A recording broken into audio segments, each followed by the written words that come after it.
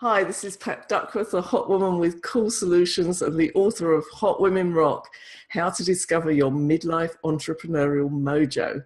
And the book contains 21 stories by women who have become midlife entrepreneurs and have learned some of those lessons that you want to learn. So I'm talking to them all to find out from them what made the difference for them in their entrepreneurial journey. And today I'm talking to Helen Rebello, and Helen is the peaceful pathfinder. And she helps women to create pockets of peace and calm in their busy lives. Who doesn't want some of that, really? So let's talk to Helen. Hi, Helen, how are you? Hello, Pat. I am great. Thank you very much. How are you doing? I know you're great. Helen and I met through being part of the same mastermind group, which I talk about in the book. And so I think it's a couple of years now we've been discussing all our obstacles and our opportunities and our challenges. So we've learned a lot about each other's businesses. We really have, yeah. We've helped each other out hugely. Yeah, and it's that whole thing of support, and just helping each other along. So Helen, I'm going to quote you from the book, because right at the beginning, and your section is called The Accidental Entrepreneur, so we need to talk about that. But you say in it, I was born to help people. Yes. So what sort of age were you when that kind of dawned on you? I can actually remember being in my back garden as probably, I don't know, as early as 7 or 8. I can remember consciously being under a tree, which is quite a theme for me. I was a closet hippie even then, and I didn't know it. Just tuning into things around me, and I was really aware of people's emotions even then, and I was acutely aware of wanting to sort of ease the way for people when I could sense any sort of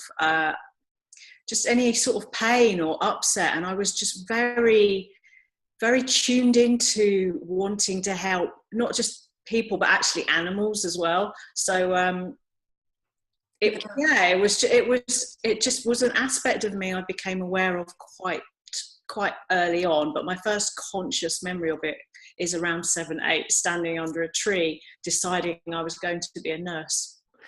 And you became a nurse, and you were a nurse for a number of years. And then what happened? What was the point where you decided you weren't going to do that anymore?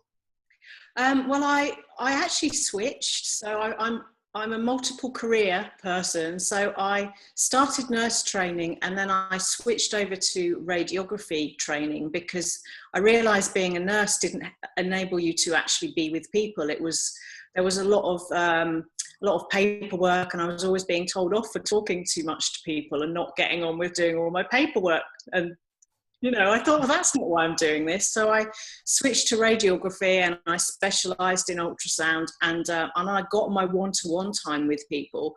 But it was full of rules and timetables, and there was always a defined pocket in which you could break bad news to someone, for example, or you would be dealing with someone with trauma, but you would have to hand them over before you'd sort of got them to a place where they would be okay, because there was always these time pressures. And there was a whole load of other stuff that contributed to me realizing this wasn't the thing I wanted to do.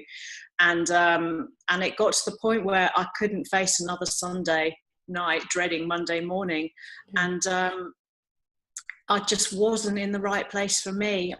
And actually, I just started approaching it from a really structured perspective of what am I good at, what do I like doing, and what might help me use those skills I already have, so none of this stuff is wasted. And that's how I approached it. That's a really good start, isn't it? What do I love? What am I good at? How can I use my superpowers? Because some of those things don't come naturally to everybody. They're very special to you, that combination, and using those in a way that fulfills you, that's really the start, isn't it? Absolutely. Yeah. So what did you do next? So I used the power of Guru Google, and I literally wrote down, I love working with people. I know a lot about anatomy and physiology. I know about pathology. I'm really interested in human psyche. And I just Googled all these different things. And I think the first thing that came up for me was osteopathy. And it was 5 years training and quite a big investment. And I thought, I don't want to wait 5 years. I've just done half of the nurse training and then, a degree, and then the ultrasound stuff. I've got to get on with this now. But then I found all these other things, and I found shiatsu, and I'd never even heard of it.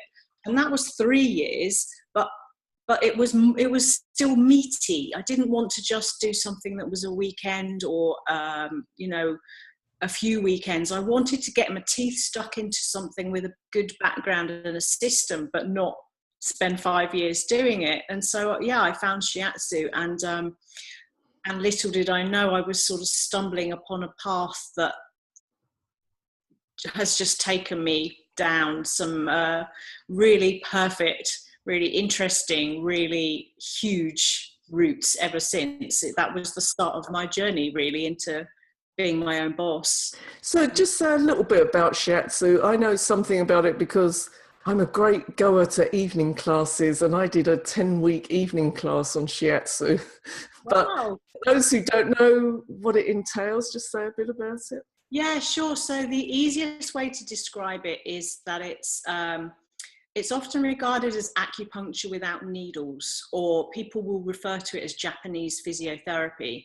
So it's based on all the same principles as acupuncture, which most people know about. So it's based on the Chinese medicine system, and it works to optimize the flow of your energy, for want of a better description, through your body, through various channels in your body.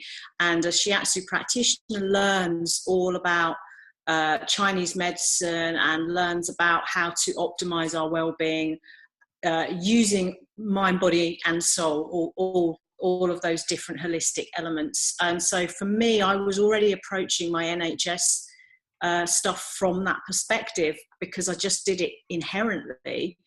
I would see the whole person, and it just gave me a perfect framework from which to forge my own pathway ahead, using shiatsu as my starting point, and then everything else that I do now evolved from there. Yeah, and of course that combines well with your interest in yoga and in meditation. I think you have to be quite good at yoga to do shiatsu because of all that moving around the person. You've got to be pretty physically fit yourself and flexible, don't you? Well, you say that, but actually the yoga and the shiatsu probably started around similar times. So there is for sure a parallel. But I can remember being one of the only people in the room who I couldn't sit down with my legs folded underneath me in that classic sort of kneeling on the floor position. I couldn't do that for the first year, and the more you do it, the easier it gets, and you just learn how to move from a really grounded place and use your body weight, and you do get more flexible, but you definitely don't need to have the yoga stuff beforehand. It comes along with the territory, really, because you get interested in how you can develop your own well-being using different ways. So yeah, and you're developing your business now, and I found this with all of the women who contributed to the book. They don't stand still. There's always the next thing and where they're going with it. And so you're developing this kind of safe sanctuary space. Just tell us a bit more about that. Yeah, I'd love to. So I realised that I could only work when I was just doing treatments, I could only work one-to-one with one woman at a time, and that was obviously reliant upon me being around and them being around and me having a space to practice in. And I started to get a little bit frustrated with not being able to reach more people. And I also recognized that it was really difficult for me to kind of hold people's hands a little bit on their journey outside of the treatment room. And so I could see the things that were happening to get them to where they'd got to. But I wasn't able to help them in any more than a physical way and with recommendations. And I wanted to offer more of a structured support system for people. And so with the beautiful advent of the internet and this ability for us to talk to each other now, using things like Zoom and Skype and all these wonderful tools we have, made me just rethink, like, again, approaching it from the same perspective. What do I know? What do most people struggle with that I can help them with? What am I good at? What am I inherently gifted with? And how can I turn that into something that helps people with something that gives them pain in their lives? And so I've actually honed in on helping people become more present, become more still, become more mindful, because for me, after 10 years of doing this stuff, that's been the fundamental crux of everything I do. That's just how I see it. That's my starting point. If I can help people tap into who they are underneath all the noise and help them identify what the stresses are by teaching them how to get more still and how to hear their own stuff, then they can start to move ahead from that place. So they're sort of rebuilding things slowly, step by step, but from the inside out rather than from the outside in. Mm-hmm. So it's become less about being a therapist that sort of fixes people and more about being an enabler and a person that holds space for people to discover themselves, and I'm just helping them on the way. I love the way this is evolving, Helen. It's just beautiful. Thank you. So this is Pat Duckworth, the Hot Woman with Cool Solutions, and I'm talking to one of the co-authors of Hot Women Rock, Helen Rebello, the Peaceful Pathfinder.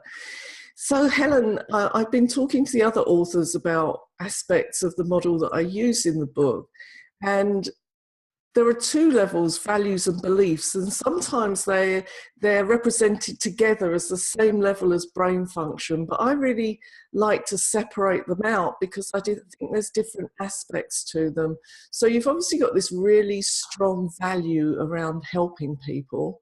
Yeah. And you've developed that. You can see a clear line of that through all the work that you've been doing into your entrepreneurial work. And we were talking earlier about beliefs and how important they can be. So what do you think are your enabling beliefs, the ones that have helped you come this far? I've had to do quite a lot of work on my enabling beliefs, I have to say. And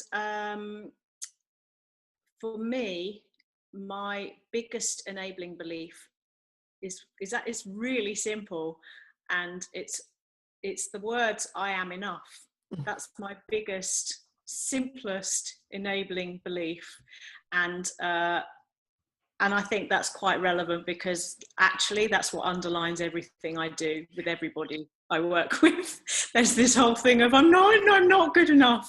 Actually, I am good enough. Yeah. And that from that belief, all the other beliefs, like I have a right to be heard, I have a right to be seen, I can do anything I put my mind to, all those kind of enabling beliefs then follow on from that core one. For me, that's what it's all about. And that comes through when you're working with people. If you've got a belief of I'm not worthy or I'm not enough, it communicates itself to the people that you're working with, and they're going to be thinking, well, this person seems okay, but I'm probably going to need somebody else as well. Absolutely. So if you've got that underlying, it's gonna come through to the people that you work with. So I'm going to ask you the really difficult question now. How do you work on your limiting beliefs? What are those little ones that sit in the background that you still need to do a bit on? So how I work on them actually is I got some help from a lovely friend of ours, Linda Anderson. She is the first person that started to help me address them, and she's given me strategies that I can now use to continue working with that. And I use meditation daily and positive affirmations and mantras and all those kind of things, and they help massively. And I do things like I talk to my inner critic nicely and don't tell it off, and become this very, very aware person that talks to my ego and talks to my critic and all the rest of it. But I wrote something down, which is the limiting belief that I still really have to work with is asking for help as a sign of weakness. That's definitely my biggest thing that I'm still working with.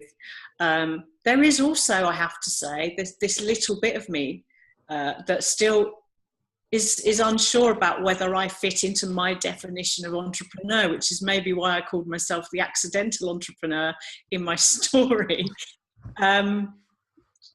Just because that's not how I've seen myself. So it's just having a reframe and, approaching that in my mind in a different way, and making it mean something that represents who I am, not what my limiting beliefs tell me an entrepreneur is.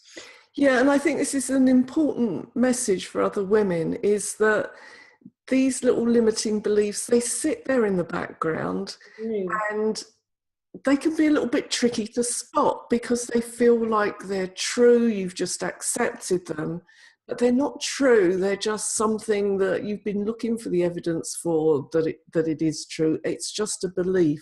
And we all need to work on them as soon as you spot one. And they come up in different ways. So you might be thinking about doing something new in your business and you stop yourself from doing it. That's the time to really reflect on it and think, why am I stopping myself? I know that's a good idea. I'm sure it's going to take my business further. So what's going on? And there's going to be some little fear. Absolutely. Yeah. Whenever you procrastinate, whenever you put something off, it's part of the freeze response. There's a little bit of a fear that's connected with it. And with the fear is some kind of a limiting belief. Yeah. And so finding help with it, the way Helen did, I have to find help with my own ones. Some therapists can work on themselves, they're really good at it. Others of us need to say something out loud to other people so that we can work on it. There are some exercises in the book that will help you as well. But if you find yourself procrastinating, stopping yourself from doing something, it's time to reflect on what's going on. Does that feel right to you, Helen? Very much so. Yeah, very much so. Great.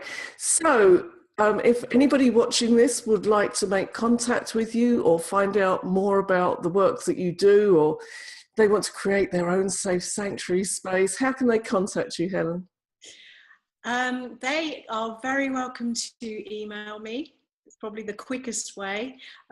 So my email is helen@thetranquilpath.co.uk, or my online website is www.thetranquilpath.co.uk.